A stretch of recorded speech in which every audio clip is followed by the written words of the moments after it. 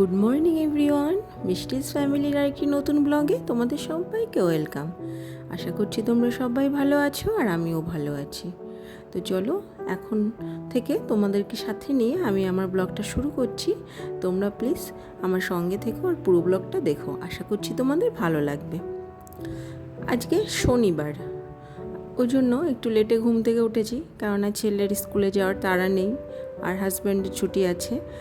একটু সকালটা একটু দেরিতেই শুরু করলাম সব কিছু। তো প্রথমে উঠে ভালো করে ফ্রেশ হয়ে নিয়েছি, এখন চলে এসেছি যা কাজকর্ম থাকে সকালে নিজের ঘরে সেটাই করব। ঘরটার ভালো করে ঝাড় দিয়ে নেব, তারপরে অন্য অন্য কাজের দিকে আস্তে আস্তে এগিয়ে যাব। তো আমার ব্লগটা তোমরা দেখো।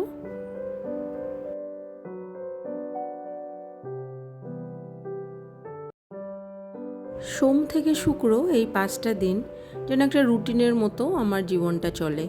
সকালে ওঠো খুব তাড়াতাড়ি, ছেলেকে নিয়ে স্কুলে ছোটো, তারপরে রান্না করো বাড়িতে এসে, তারপরে আবার ছেলেকে আনতে যাও। ওই জন্য যখন শনি রবিবার আসে না, একটু যেন রিল্যাক্স ফিল হয়। কিন্তু দেখবে ছুটির দিনগুলো মানে হয়তো ছেলের স্কুলে নিয়ে যাওয়া তাড়া নেই বা ওই সমস্ত কাজগুলো থাকে না, কিন্তু সংসারের কাজকর্মগুলো না অনেকটা বেশিই থাকে। ছুটির দিন বলে তো আদৌ মনে হয় না আমার কিছু আছে, অন্তত প্রত্যেকটা মা বা হাউসওয়াইফ যারা, তাদের ছুটির দিন বলে কিছুই হয় না। আমার এই বিবাহিত জীবনের দীর্ঘ 11 বছর আমি বুঝতে পেরেছি যে ছুটির দিন বলতে বা রিল্যাক্স করার যে সময়টা, সেটা বাপের বাড়িতেই কাটিয়ে এসেছি। আর এটা অন্তত এ জীবনে আর হচ্ছে না। হ্যাঁ, হয়তো অনেকে মনে করবে যে ছেলে বড় হলে বা তার তার যখন নিজের একটা জীবন হবে, তখনও কিন্তু মায়েদের দায়িত্ব শেষ হয়ে যায় না। সংসারের প্রতি প্রত্যেকটা মায়ের, ছেলে মেয়ে বড় হোক, যারা নিজের জীবনে সেটেলড হলেও মায়েদের ছুটি কোনো দিনও হয় না। অনেক ভারী ভারী কথা বলে ফেলছি, তা এতগুলো কথা তোমাদের সঙ্গে শেয়ার করতে করতে এদিকে আমার ঘর ঝাড় দেওয়া, বিছানা গোছানো সব কাজগুলো হয়ে গেল। তো এখন চলে এসেছি আমার এই পাশের রুমে, ওগুলো এখন ঝাড় টাড় দেবো, সব কিছু করবো।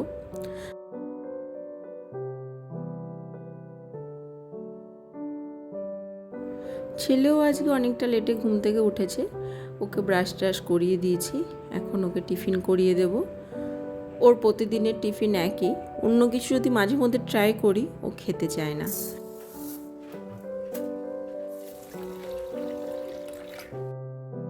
কিচেনে চলে এসেছি। আজকে যেহেতু সবাই বাড়িতে, তাই ভাবলাম আজকে সকালে একটু খুদের ভাত বানাই। খুবই ভালো লাগে খুদের ভাত খেতে, কিন্তু যেহেতু সবাই বেরোয়, আমার হাজব্যান্ড অফিস যায়, আমার শাশুড়িরও স্কুল থাকে, ওই জন্য সকালে না হালকা টিফিনই করা হয়। আর ভাতটা তো 3 বেলা খাওয়া সম্ভব নয় না, ওই জন্য এটা খুব শখ করে খাই। তা বললাম মাকে যে আজকে মা, সবাই যখন আজকে বাড়িতে আছি তাহলে খুদের ভাতটা করি, সবার খেতেও ভালো লাগে। তা খুদের ভাতটা দেখো হয়ে গেল, বেশি টাইম লাগে না, 20 থেকে 25 মিনিটের মধ্যে এটা হয়ে যায়। তো খাওয়া দাওয়া কমপ্লিট করে আবার চলে এসেছি আমার বেডরুমে। প্রত্যেকটা মানুষেরই নিজের বাড়ি নিজের কাছে একটা শান্তির জায়গা। সেই বাড়ি যেমনই হোক, ছোট হোক বড় হোক, বা সেই ঘরে তার যত দামি ফার্নিচার থাকুক না কেন আর যতই কম দামি, মানে যার যেমন আর কি ক্ষমতা, সেই হিসাবে সে তো আর নিজের ঘরটা সাজায়, সুন্দর করে রাখে। তো সেটাকে পরিষ্কার পরিচ্ছন্ন করে রাখা আমাদেরই তো, মেয়েদেরই তো, যারা ঘরের আমরা গৃহিণী, তাদেরই তো কাজ এটা। আর দেখবে ঘর বাড়ি পরিষ্কার পরিচ্ছন্ন থাকলে সে জায়গায় থাকার একটা আলাদাই শান্তি। আমি তো আমার রুমে যখন ঢুকি, ধরো কোনো কাজে যখন কিচেনে থাকি বা অন্য কোনো কাজে অন্য জায়গায় ব্যস্ত থাকি, যখন আমি ঘরে আসি, যদি কোথাও দেখি না, এমনকি আমার মানে বলে কি যে এটা নাকি, আমার হাজব্যান্ড তো আমায় বলে এটা তোমার খুঁতখুঁতে বাই হয়ে গেছে। আমি যখন রুমে ঢুকবো, যদি দেখি আমার বেড কভার না টান টান না থাকে, বা একটু কোথাও বাচ্চা আছে, সবসময় তো টান টান থাকে না, তাই একটু কোথাও মানে ঘোচানো বা কোচকানো, সেটা নিয়েও আমি চেল্লাতে থাকি। তা কী করব, ঘরবাড়ি পরিষ্কার রাখা বা পরিপাটি করে রাখা এটা একটা মানসিক শান্তি। যে এই ঘরবাড়ি পরিষ্কার পরিচ্ছন্ন করছে, আসলে এটা তো আমি করি, এজন্য এটাকে যখন আমি অগোছলে দেখি মাথাটা না বিগড়ে যায়।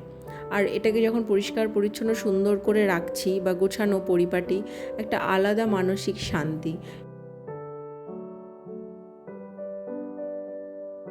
সংসারের অন্যান্য কাজ আছে, রান্নাবান্না আছে, বাচ্চা সামলানো, আরও তো অনেক দায়িত্ব থাকে। তার সঙ্গে সঙ্গে এই কাজটা করতে হয়, এক্সট্রা বাড়তি সময় যায়, পরিশ্রম হয়, কিন্তু এর মধ্যে একটা আলাদা শান্তি অনুভব করি।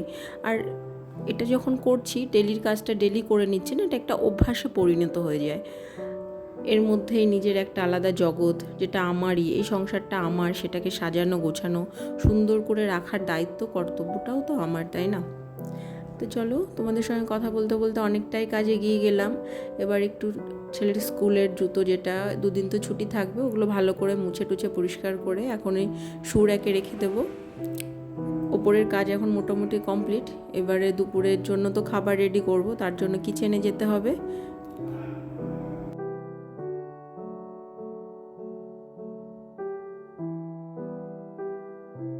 কিচেনে এসে সবার আগে ভাতটা বসিয়ে দিচ্ছি। ভাতটা হতে প্রায় আধা ঘন্টা লাগে।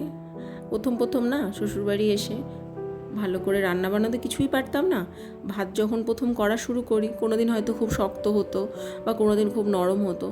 তারপরে ভাবলাম যে না, টাইম দেখে, ঘড়ি দেখে ভাতটা করব। তা এখন ঘড়ি দেখে, ঘড়ির কাটায় কাটায় আমার আধা ঘন্টার মধ্যে আমার ভাত কমপ্লিট হয়ে যায়। আর ঠিকঠাক হয়, নরমও হয় না, শক্তও হয় না, একদম ঠিকঠাক। তো আজকে আর মাছ আনা হয়নি, আজকে করা হবে পনির। তাই পনিরটা ভালো করে কেটে ধুয়ে টুয়ে একটু নুন জলে সেদ্ধ করতে বসিয়ে দিলাম। আর বাবা অনেক বাজার নিয়ে এসছে, সবজির বাজার করে নিয়ে এসছে। কিন্তু এই গরমে যতই ফ্রিজে রাখি না, সবজিগুলো 2-3 দিনের বেশি থাকলেই না কেমন হয়ে যাচ্ছে। বাবাকে বলেছিলাম বাবা একটু কম কম বাজার করবে, কিন্তু উনি বাজার করতে যায় তো, এত ভালো ভালো যখন সবজি দেখে তরতাজা, উনিও নিজেকে সামলাতে পারেন না। তার জন্য মার কাছে মাঝে মধ্যে কথাও শুনতে হয় বাবার। তারপরে সবজি বাজারগুলো ভালো করে গুছিয়ে রেখে এখন আমার দেখো পনিরটাও রেডি হয়ে গেছে। তো আজকে লাঞ্চে থাকছে এই ভাত, পনির, আর মা সকালে টক ডাল করেছিল। আমডালটা এখন প্রায় দিনই বাড়িতে হয়। আর এই যে আলু আর চিচিঙ্গা ভাজা। তো আজকে একদম সিম্পল মেনু, গরমের মধ্যে হালকা পাতলা খাবার, পেটের জন্যও ভালো, সব কিছুর জন্যই ভালো। আর আমাদের রান্নাঘরেও কম টাইমে কাজটা হয়ে যায়। তো রান্নাবান্না কমপ্লিট হয়ে গেছে, এখন ভালো করে ওভেনগুলো পরিষ্কার করে নেব। আর তারপরে কিছু বাসন আছে, সেগুলো ক্লিন করে নেব। তারপরে চলে যাব একেবারে সোজা উপরে গিয়ে ছেলেকে স্নান করাবো, সব কিছু করাবো। তো ওভেনটা পরিষ্কার করার পর মাথায় আসলো যে না, ছেলের জন্য তো মৌসম্বি জুসটা রেডি করা হয়নি। আসলে একটা কাজ করার পর যখন ভাবি যে না, কাজ শেষ হয়ে যাচ্ছে, তখন দেখি না আর একটা কাজ হাতে চলে আসে। লেবুগুলো কেটে নিচ্ছি। ছেলেকে আজকে জুস বানিয়ে দেবো না, ভেবেছি পিস পিস করে কেটে দেবো, বলবো খেতে। এখন তো বড় হচ্ছে, ভাবছি যে আস্তে আস্তে অভ্যাসটা চেঞ্জ করাতে হবে, কিন্তু ওইভাবে খেতে চায় না। জুসটা বানিয়ে যদি বোতলে ভরে দিই না, ওটা খুব ভালোভাবে খায়। কিন্তু এখন মাঝে মধ্যে না এইভাবেও দেওয়ার চেষ্টা করছি, যাতে ওর অভ্যাসটা তৈরি হয়। তারপরে ছেলেকে স্নান টান করিয়ে ওকে ভালো করে জামাকাপড় পরিয়ে টরিয়ে দিয়ে নিজে কিছু কাচাকাচি করলাম। সোফার কভার টভারগুলো খুলেছিলাম, ওগুলো আজকে ধুয়ে দিয়েছি ভালো করে। আর সাথে আমার রোজকার কিছু জামা কাপড় ছিল, সেগুলো ভালো করে ওয়াশ করে নিয়েছি। তারপর নিজে স্নান করেছি, চলে এসেছি ওপরে ছাদে জামা কাপড় মেলতে। রোদের সঙ্গে সঙ্গে ছাদে এত ভালো হাওয়া, আমার তো মাঝে মধ্যে কষ্ট হয়ে যায়। যেদিন দেখি হাওয়া থাকে না, সেদিন ছাদে খুব একটা আসি না, কিন্তু আজকে ভালো হাওয়া, ওই জন্য ছাদে এসছি। আর দেখবে এত গরম পড়ছে যে মাথাটা না খুব ইচিং হচ্ছে, চুলকাচ্ছে। চুলটা অনেক বড় তো, মাথার স্ক্যাল্পটা ঘেমে যাচ্ছে। ওই জন্য প্রতিদিন তো শ্যাম্পু করা সম্ভব নয় বড় চুলে, ছোট চুল হলে হয়তো ইজি হয়, কিন্তু যেহেতু বড় চুল, ওই জন্য একদিন বাদে একদিন শ্যাম্পু করছি।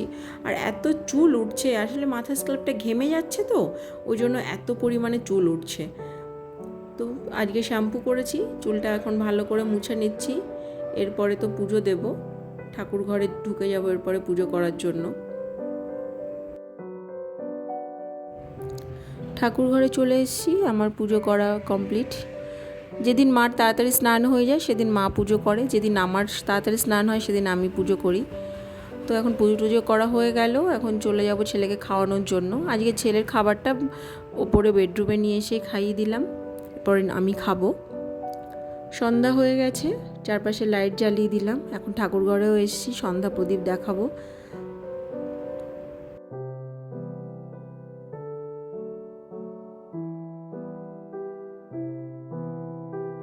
ছেলে এখনও ঘুমোচ্ছে, সন্ধ্যা প্রদীপ দেখিয়ে দিয়ে তারপরে ওকে ঘুম থেকে তুলবো। ছেলেকে ঘুম থেকে তুলে দিয়েছি, এরপরে কিচেনে গেছিলাম, ওখান থেকে আমার হাজব্যান্ডের জন্য চা করে নিয়ে এসেছি আর ছেলের জন্য হরলিক্স রেডি করছি।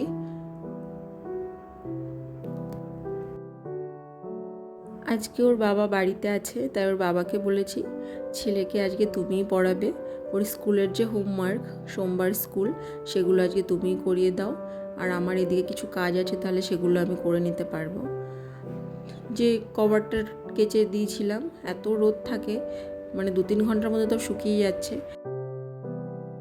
এখন কভারটা ভালো করে পরিয়ে দিলাম, আর তারপরে কিছু জামা কাপড় আছে যেগুলো কেচে দিয়েছিলাম, সেগুলো ভালো করে ভাঁজ করে নেব। ডেলির কাজ যদি ডেলি আমরা সময় মতো করে নিতে পারি না, তাহলে দেখবে আমাদের কাজের চাপটা কিছুটা কম হয়। কিন্তু মনে করি যে না, আজকে এটা থাক, পরে করব, সেটা পড়েই থাকবে।